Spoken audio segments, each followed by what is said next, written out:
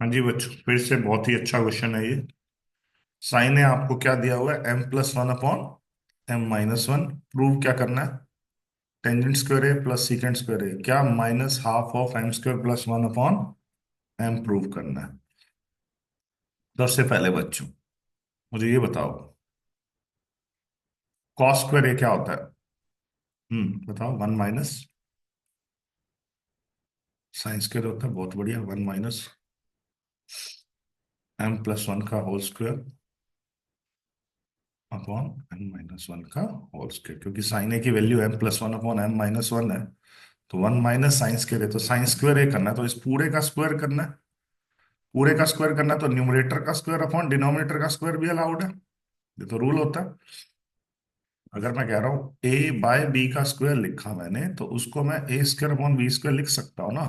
तो same logic से m+1 का स्क्वायर अपॉन m-1 का स्क्वायर, तो ये कॉस स्क्वायर ए की वैल्यू आ गई। समझ गए मेरी बात अच्छे से?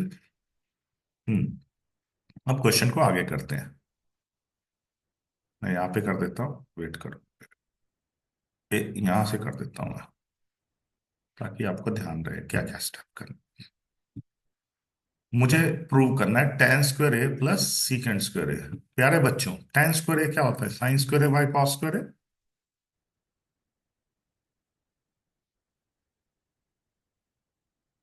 ठीक है, सीकेंड स्क्वायर ए क्या होता है? इसको क्या लिख सकता हूँ? 1/कॉस स्क्वायर ए। वेरी गुड, शाबाश। और अगर मैं कॉस स्क्वायर ए एलसीएम ले लूं, तो ये क्या हो जाएगा? Sign square A plus 1।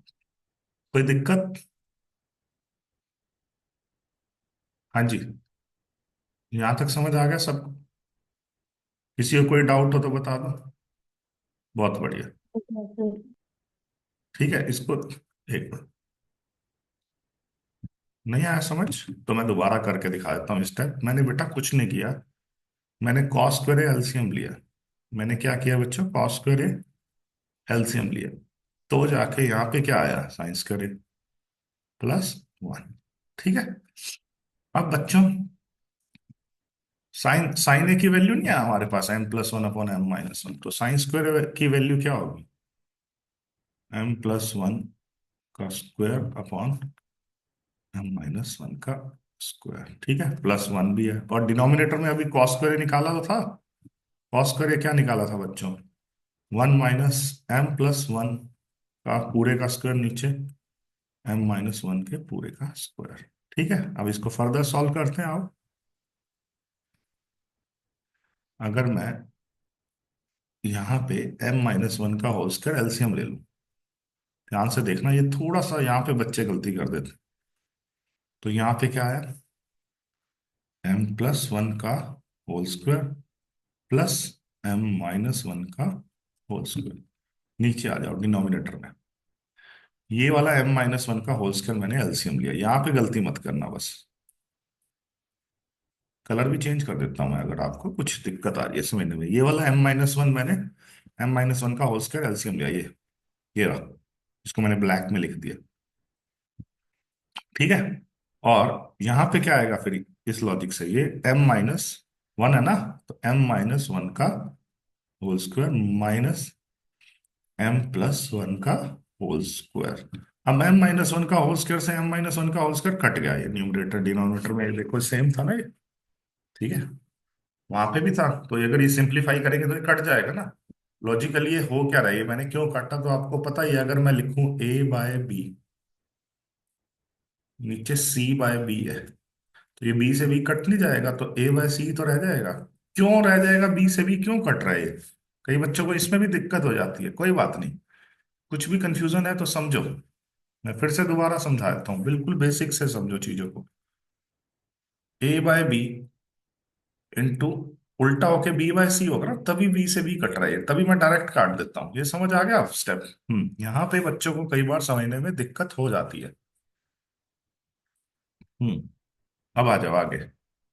अब हमारा ऊपर क्या रह गया है? हमारा ऊपर रह गया m+1 का होल स्क्वायर प्लस, अब ये होने वाला है क्वेश्चन, नॉर्मल सी आइडेंटिटीज लगानी है।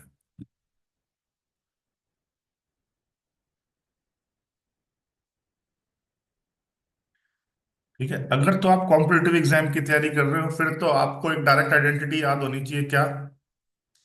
ए प्लस बी का होल स्क्वायर प्लस ए माइनस बी का whole square, 2 into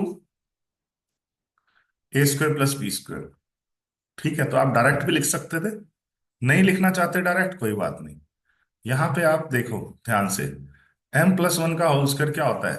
m² + 1 +2ab + 2m। तो सेम m-1 का होल स्क्वायर m² + 1 -2m। तो वो +2m और -2m कट जाएगा। ठीक है, m² 2 बार आ जाएगा और 1 भी 2 बार आ जाएगा। 2m² + 2, 2 कॉमन आ जाएगा, 2 × m² + 1 रह जाएगा। बोलो ये बात समझ आई या नहीं आई? समझ आ गया? तो अगर मैं इसको पूरा सॉल्व करता हूं तो ये m² + 1 + 2m +m² + 1 -2m। तो +2m से -2m कट गया, m² 2 बार आया तो 2m², 1 2 बार आया तो +2। तो 2m² + 2, 2m² + 2, 2 मैं कॉमन ले लेता हूं, 2 मैं कॉमन ले लेता हूं। नीचे आ जाओ। नीचे अगर मैं कॉम्पिटिटिव की तैयारी कर रहा तो डायरेक्ट भी लगा सकता हूं कि a + b का होल स्क्वायर -a - b का होल स्क्वायर 4ab होता है, लेकिन ये उल्टा है। पहले a - b का होल स्क्वायर है, फिर -a + b का होल स्क्वायर है, तो -4ab होगा, मतलब -4m आएगा। ठीक है, डायरेक्ट भी लगा सकता हूं अगर मैं कॉम्पिटिटिव, अगर मैं नहीं हूं कोई बात नहीं, स्कूल लेवल का स्टूडेंट हूं, तो a - b का होल स्क्वायर क्या लिखूंगा? a - b का whole square a² + b² -2ab। ठीक है, और फिर माइनस का साइन है, ध्यान रखना।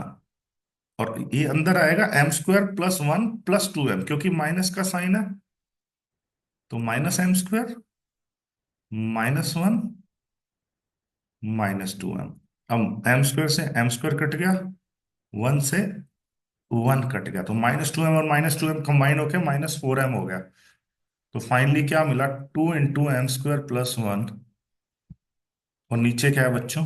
-4m। 2 × 2 = 4। ठीक है, तो ये आ गया फाइनली, 2 पे कट गया ना ये नीचे 2 है और माइनस का साइन भी है, -½ m² + 1/2m हो गया प्रूफ। देखो ध्यान से, -½ रुको, 2m की जगह मुझे क्या लिखना था? m, मैंने 2m गलती से एक 2 एक्स्ट्रा लगा दिया था। तो -½ m² + 1/m, ये आ गया बच्चों, ये प्रूव करना था। देखो मैं सर्कल लगा देता हूँ, -½ m² + 1/m। तो ये प्रूव हो गया बच्चों, समझ आ गया। थोड़ा प्रैक्टिस करेंगे ना तो ये क्वेश्चन आराम से हो जाएगा, कोई दिक्कत ही नहीं है।